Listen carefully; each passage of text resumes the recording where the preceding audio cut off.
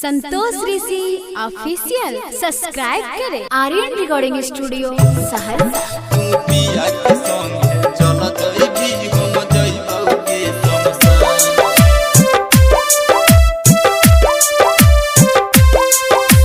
पिया के संग चल जई भी हम जइबौ के शमशान। जब मंगिया में से नूरा भरइत जब होइत कनिया दान। जब मंगिया में से नूरा भरइत जब होइत कनिया दान। तू पिया के संग चल जई भी हम जइबौ के शमशान। तू पिया के संग चल जई भी हम जइबौ के शमशान। रे हमन धोखा देलियो ने हमर रे कसूर। हम तोरे से प्यार करबो भले रहबो कतनो दूर। हम तोरे से प्यार करबो भले रहबो कतनो दूर। तू पिया के संग चल जई भी हम जइबौ के शमशान।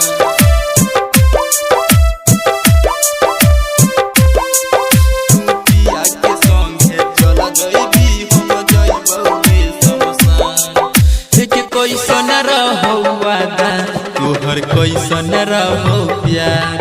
पल भर में है जिंदगी के हमारा कर देलही गे बर्बाद। गे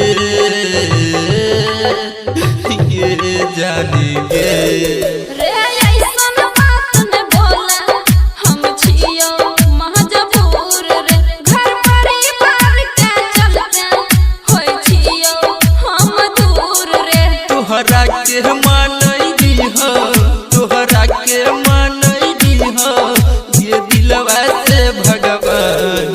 तू पिया के संग चल जई भी हम जइबौ के शमशान। हम तोरे से प्यार करबो भले रहबो कतनो दूर। तू पिया के संग चल जई भी हम जइबौ के शमशान।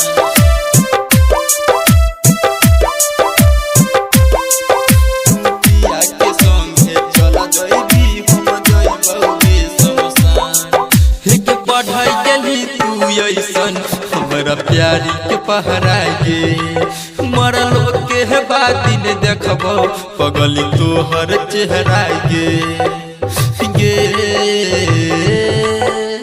गे जानी गे रे बुझ हमर मजबूरी बाबू बुझ हमर फील रे। तोहरे से प्यार कलियो तोहरे के दलियो दिल रे। जो जो तू खुश के रही है जो जो गे खुश तू रही है अपन ससुरा में गे जान। तू पिया के संग चल जई भी हम जइबौ के शमशान।